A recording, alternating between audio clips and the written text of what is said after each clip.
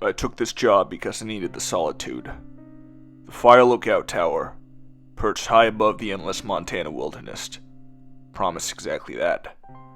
A single-room cabin, atop a skeletal frame of timber, swaying slightly in the wind, offering an unmatched view of the valleys below. It was beautiful in the daylight. At night, though, it was something else entirely. The first few days were uneventful. I settled into a routine. Morning coffee on the deck, scanning the horizon for smoke, logging my observations. I read books, listened to the radio, and let the quiet sink into my bones. It was peaceful in a way I hadn't felt in years. The isolation wasn't just welcomed, it was necessary. By the third night, I had grown used to the sounds of the forest. The rustling of trees, the distant hoot of an owl, the wind rattling the old frame of the tower. So when I first heard the tapping, I barely noticed it. Just the wind, I told myself. Maybe a bird pecking at the glass. Then came the whispers. They were faint at first, more like the suggestion of words than actual speech. I told myself it was my imagination. Maybe the wind filtering through the trees in just the right way. But as the night wore on, they grew more distinct. Though I still couldn't make out what they were saying. On the fifth night, I finally saw it. You see, I was writing in my logbook when I noticed a shape outside the window. At first, it looked like a branch swaying, but then I saw the eyes. Two pinpricks of reflected moonlight staring right at me. My stomach dropped. It was a face. And it was upside down. I froze. The lookout tower was nearly 60 feet off the ground. There was nothing to hang from. No way for anything to be up there. But there it was, peering in at me, mouth slightly open, its breath fogging the glass. I didn't move. I didn't breathe. I wanted to believe it was a trick of the light, but the thing blinked.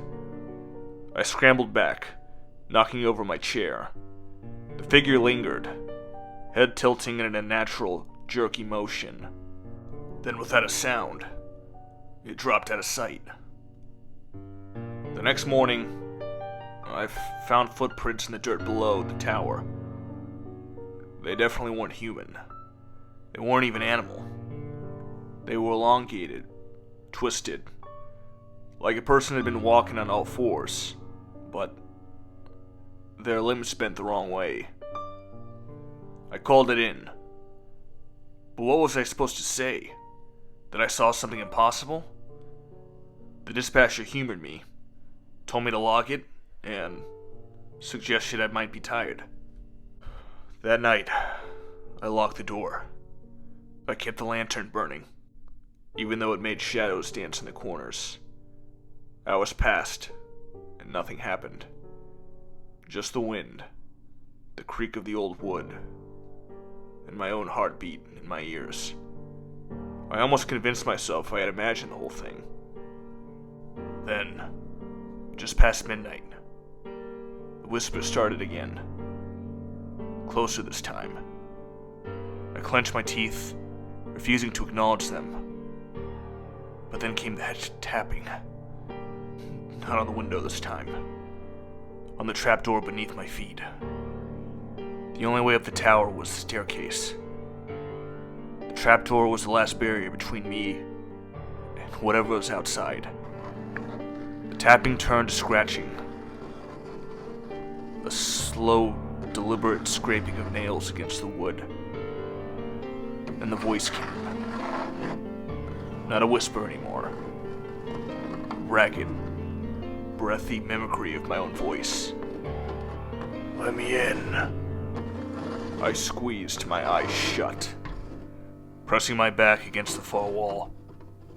The scratching stopped, Silence pressed against me like a physical weight. Then, a single, soft tap against the window behind me. I didn't turn around. I don't know how long I stood there, frozen. When I finally did turn, morning light was creeping over the horizon. The window was empty. The forest was still. But I wasn't alone, because outside, on the ground far below, I saw them.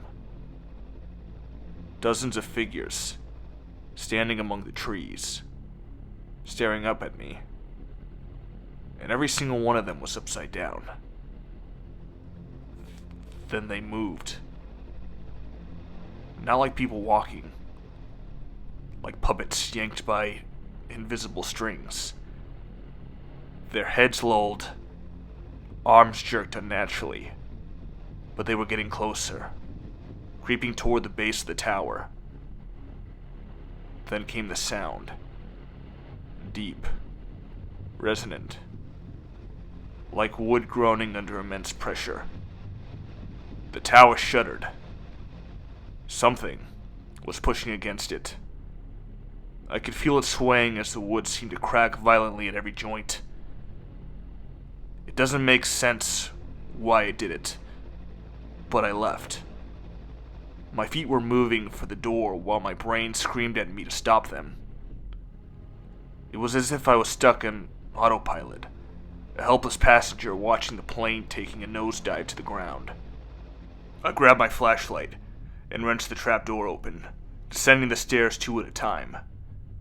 The moment my foot hit the forest floor, the things let out the most awful blood-curdling screams. I ran.